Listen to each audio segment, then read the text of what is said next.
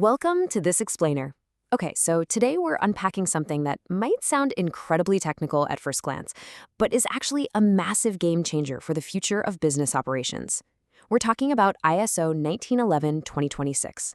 If you're thinking this is just some dry manual update filled with bureaucratic red tape, definitely think again. This update is a really urgent, actionable roadmap for modernizing exactly how we evaluate, protect, and improve our organizations. I want you to ask yourself honestly, is your current audit process obsolete?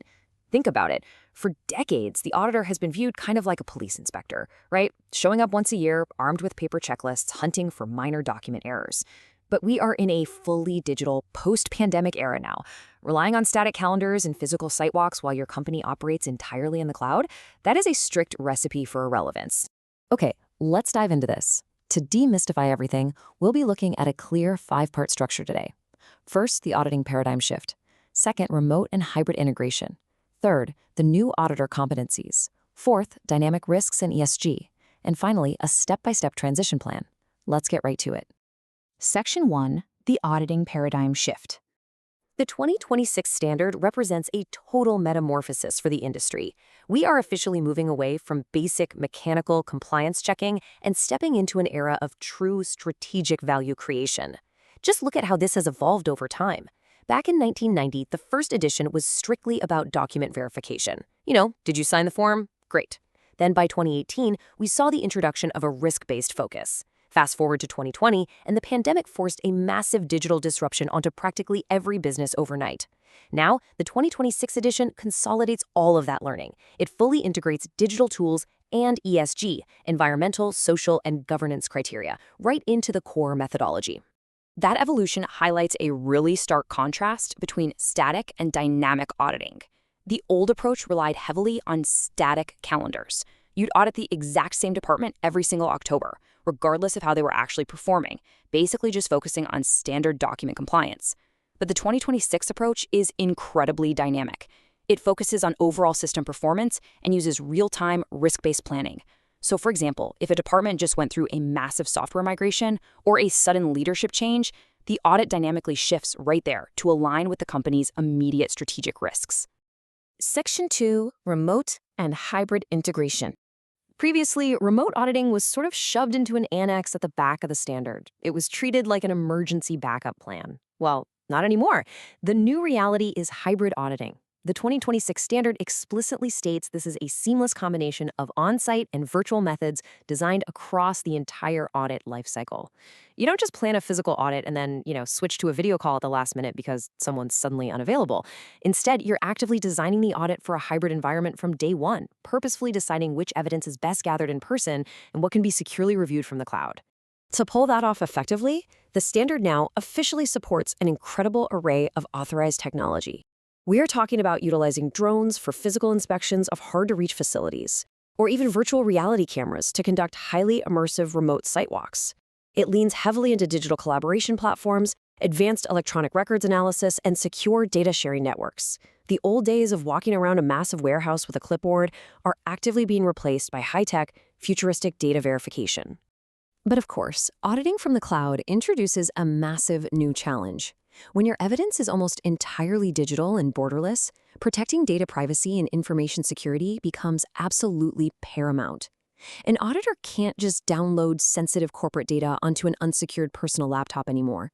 Ensuring strict confidentiality and uncompromised data integrity isn't just an IT problem now, it is a fundamental required part of the actual audit process itself. Section 3, the new auditor competencies.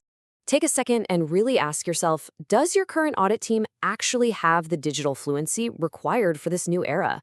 Because the rulebook for what makes a competent auditor has completely changed.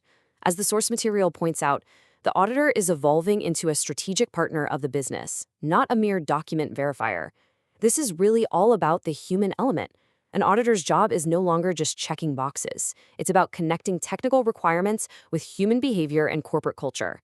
They need to genuinely understand why a team isn't following a process, not just note that they aren't. To be that strategic partner, the 2026 standard demands explicit new skills.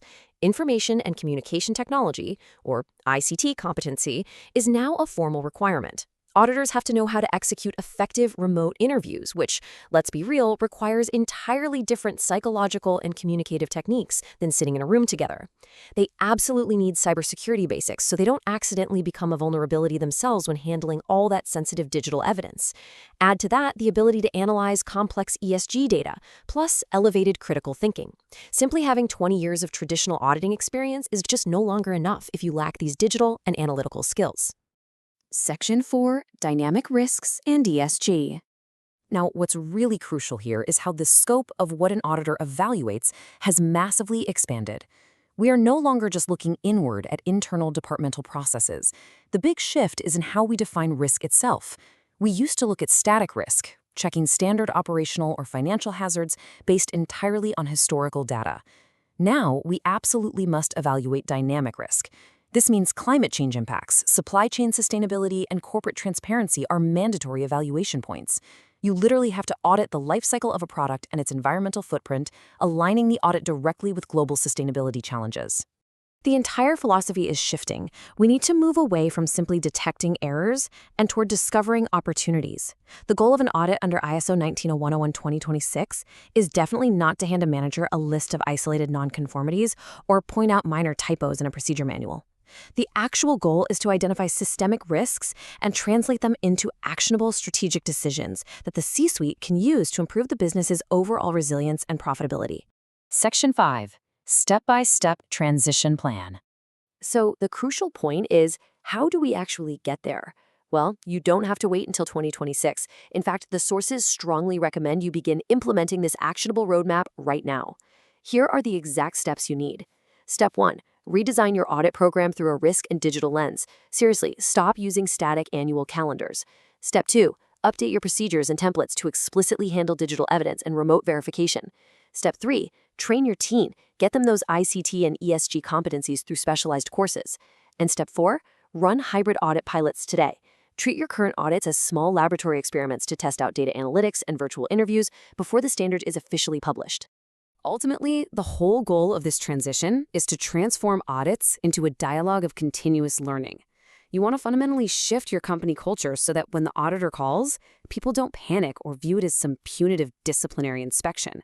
Instead, they should see it as a collaborative tool to make their specific processes better, safer, and way more efficient. So, I'll leave you with this final thought. The standard has evolved. Have you? The auditing landscape of 2026 requires strategic thinking, digital mastery, and a really deep understanding of sustainability. It is time to upgrade your skills, update your systems, and step confidently into this new era. Thanks for joining me on this explainer, and I'll catch you on the next one.